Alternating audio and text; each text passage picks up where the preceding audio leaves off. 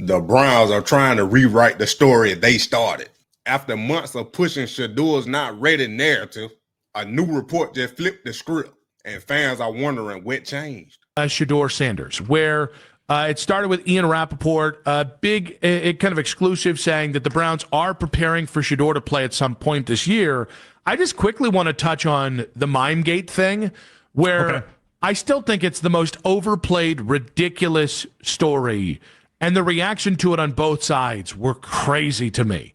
Like, there was just nothing measured about that conversation. It was just a lot of people yelling at each other online. The funniest conspiracy theory I had about it, though, was that Shedeur was taking the Browns literally. That the Browns told Shedeur, we don't want you talking about this. Just say no comment or just say I'm happy for Dylan. And then that maybe he took them literally.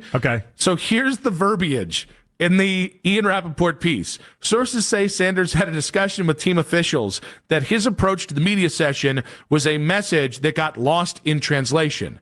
So basically, they said, don't say a word about it. And he's like, I don't know how to do that. I'm going to pantomime talking.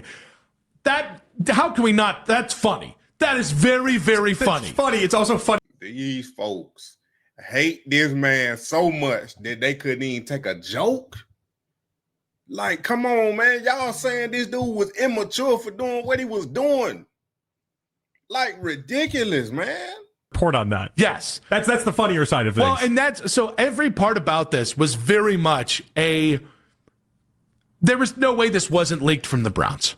Yeah. Like, every part that you read about this screamed, it wasn't an agent, it wasn't, Shedeur himself, it wasn't Dion. It was clear that this was made from the Browns, and I do think that's what's interesting about this is because I think any time the Browns leak any report about Shedeur, it ends up backfiring, even if it's a well-intentioned one like this, which is to tell Shedeur fans, hey, we're going to play your guy at some point this year. Just be patient. Well, and I'm sure a lot of people think like myself. It's like, yeah, Jimmy Haslam already told us he was going to play this year. Like if you just listen to Jimmy Haslam, we'd have both quarterbacks be playing.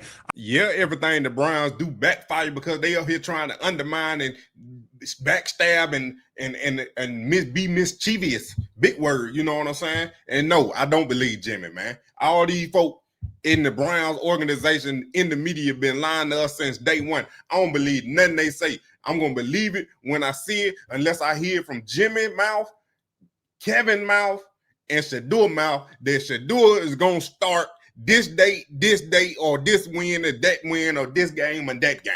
That's the only way I'm going to believe it. I don't care what he said up there in the conference when he telling everybody that was Andrew Berry pick and not his pick. I don't believe nothing he's saying when he said, I don't believe nothing he's saying if he talking about both of the quarterbacks going to play. After what they've been doing, they actions speak louder than words. So I became a little bit more hesitant to the idea that he actually would see the field because there just became a part of me that wondered if they were just going to – I honestly didn't know that they'd move away from Flacco as early as they did, even though I kept telling everyone after 4 weeks is when they had to, actually figure that out. I just didn't know that they'd actually do it. It's what I would do. I was surprised they actually did it. But with this, the part that got me was in this report – Rap Sheet talks about how his development is happening every day, and while we had a long way to go upon arriving as a fifth-round draft pick in Colorado, Sanders has worked and he learned. They're trying to rewrite that initial narrative that was out there that basically Shedeur is wasting everyone's time. And the only part that gets me a little angry is that you took a quarterback in the fifth round, you're going to tell everyone that he's just a fifth-round quarterback, and you're going to then try to get all the credit for how he looks once he plays. That's the part that bothers me the most. You ain't about to get all the credit? Because, look, what I'm saying is, if you're going to put out these narratives, when you were forced to draft Shedeur and you don't want them, now you want to paint the picture because you had to get rid of Joe Flacco earlier. Now Dylan Gabriel done came out. He ain't playing up the par, or you think he going to level up. The potential ain't as high as you think. Now that you got all these fans and all these people with all this Shedeur talk, and all these jerseys you done sold, and all these new fans you done got because of Shedeur, now you want to start changing the narrative so it look like you the hero when you actually was the zero. And the hero came by y'all by accident because y'all were forced to draft him. Now, when Shedeur started playing, now y'all want to take all the credit. See, we developed him.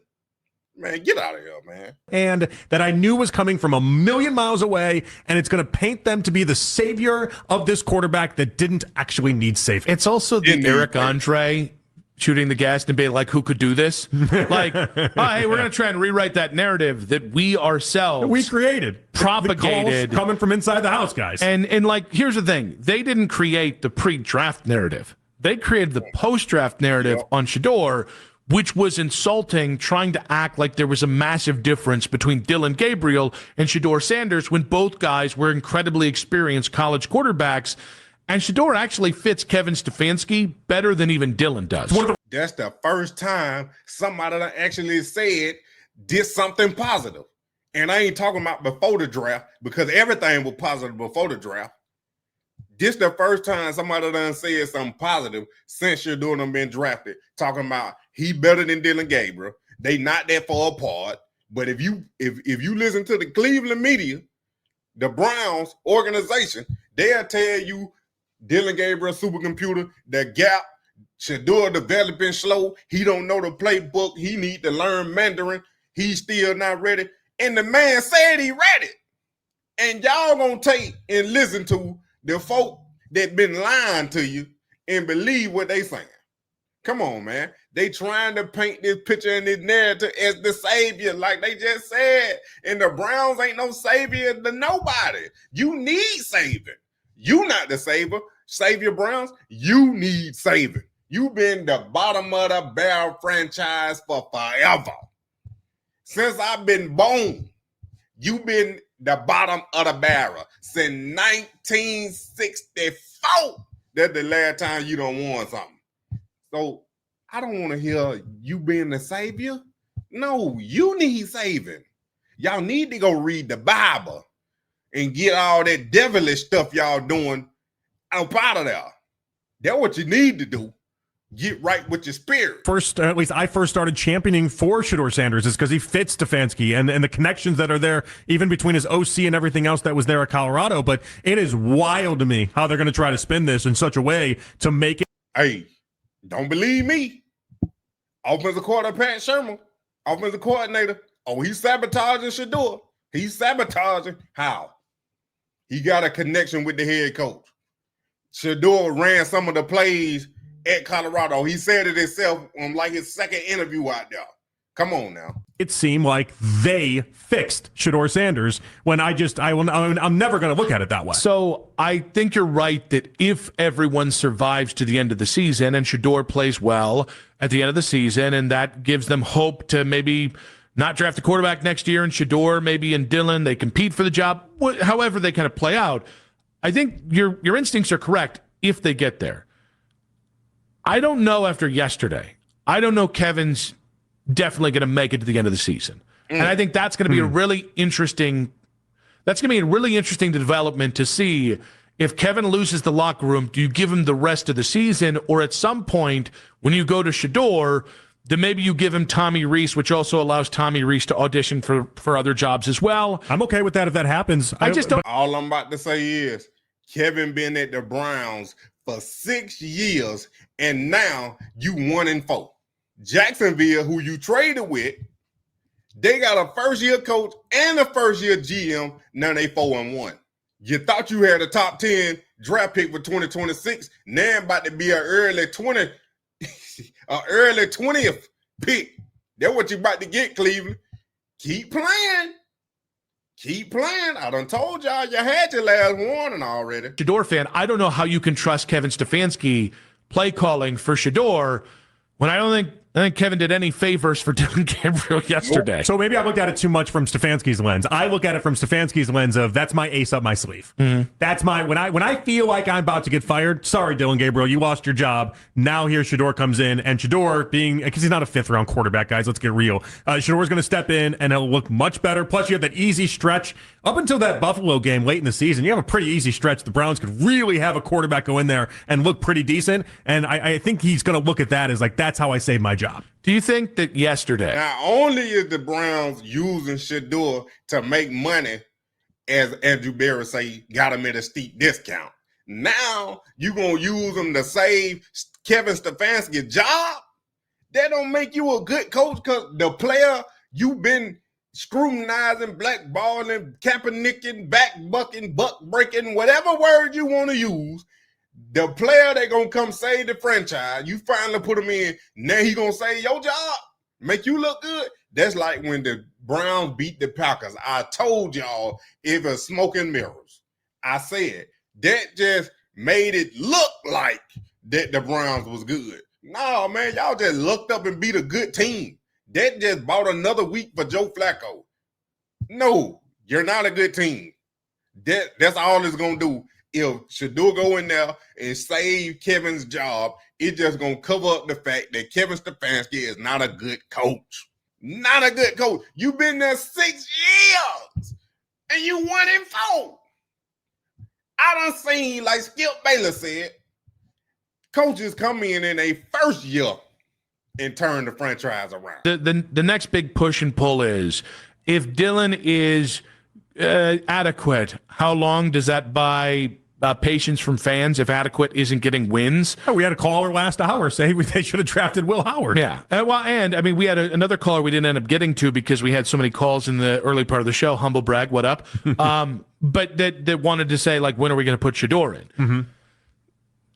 I think that, like, most of the time when it comes to quarterbacks, if it's an incumbent quarterback, in this case it's a very short-term incumbent quarterback, most of the time you're really only calling for, if a guy's playing well but losing, you're really not calling for him if you're looking and being like, well, no one catches the passes, the offensive line's terrible, the play calling and the coaching decisions, game management isn't helping him, the defense has a great defensive line, but it's not a great defense from the back seven.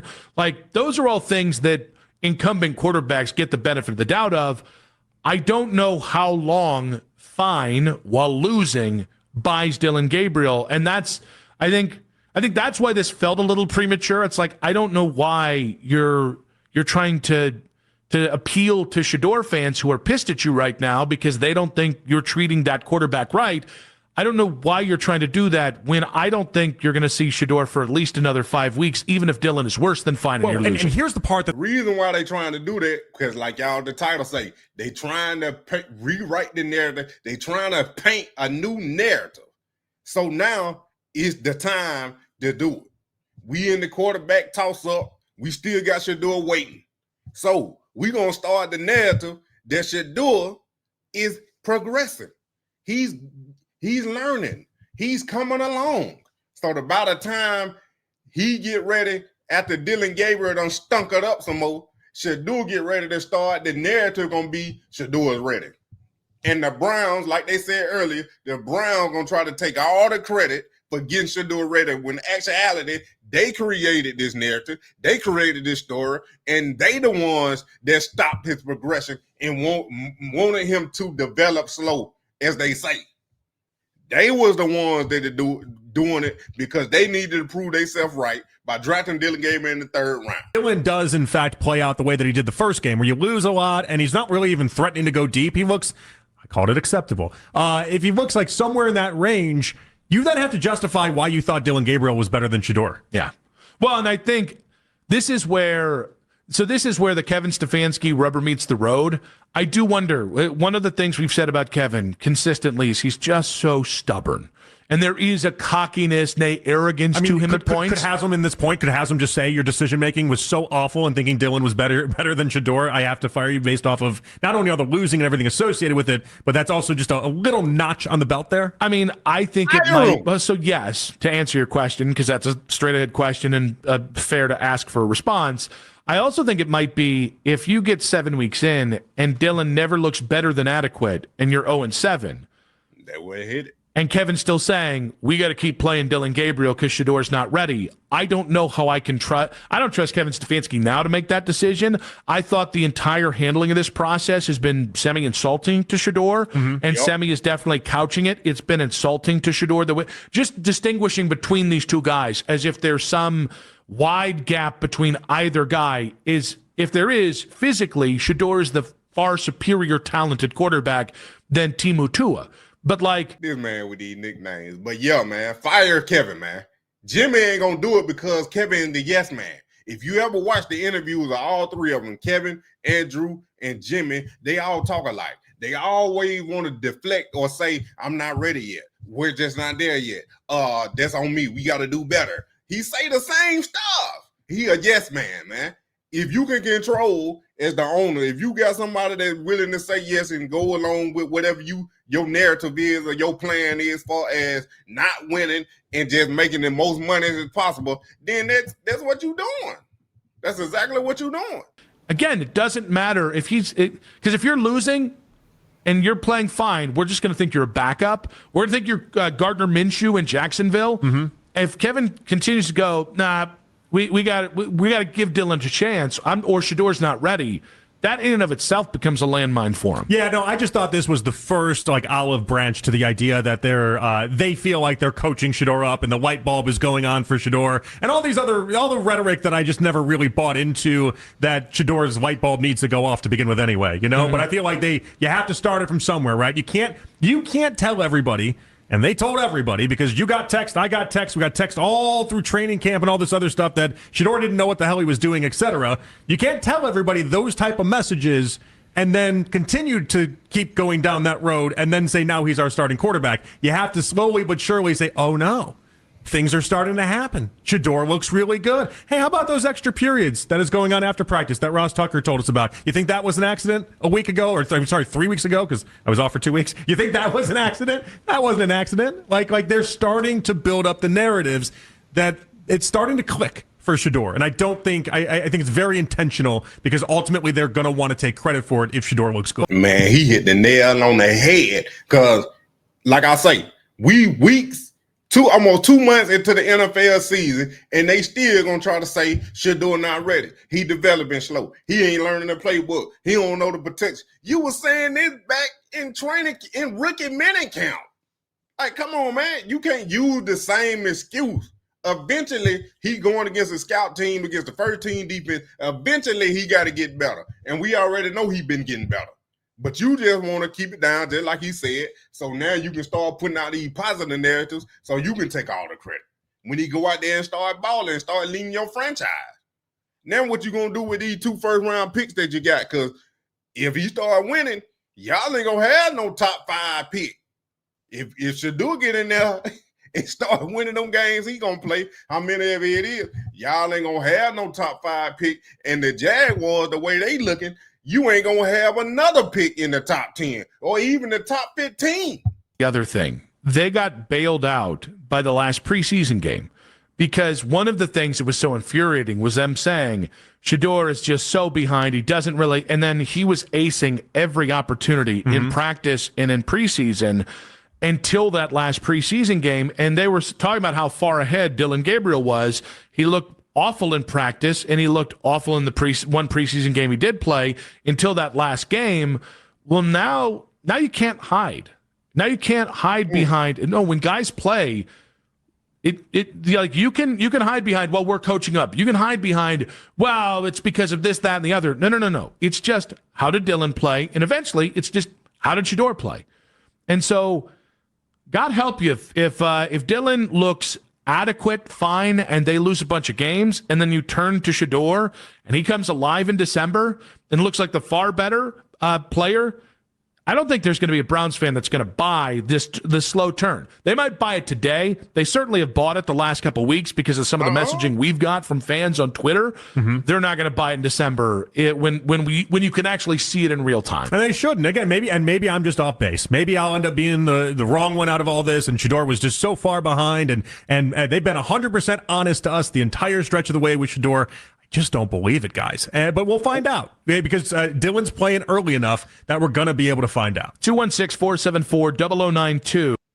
So when is the earliest we could see Shedeur Sanders? It was apparent that report yesterday was to try and calm people down who are mad at the way the Browns are treating Shedeur Sanders.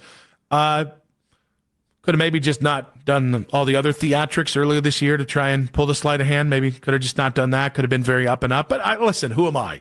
Right? Who am I? Just using. Yeah, it's them loyal Brown fans that believe in Shedeur ain't ready and this and that because they don't know what a winner look like. They so used to losing, they don't know what a good quarterback look like. That's why you can go out there and watch Dillon Gabriel and say he threw for 190 yards and 2 passing touchdowns and don't realize the context of how he got them 2 touchdowns and them 190 yards. Quinshawn Junkins was running that peel so good, the play action was set it up for Dillon Gabriel. And then Quinshawn ran the ball down to the red zone, and they gave Dillon Gabriel the 2 touchdowns. He didn't earn them. They gave them to him. Come on now. Look at all them overthrows Dillon Gabriel was doing just to protect the ball. He was doing that on purpose. He was trying not to throw the ball in tight windows just so he didn't get an interception, just so he didn't turn the ball over. But when it mattered on 3rd and long to win the game, he overthrew because he didn't want to turn the ball over. All he had to do was make a good, accurate throw. But guess who can do that? I'll wait. My savage, Moneymane in the thing of a T and playing no games. Should already know my name when I speak NCC flame. Got my YouTube popping, man. Like, subscribing, everything in between. You already know Moneymane. You all.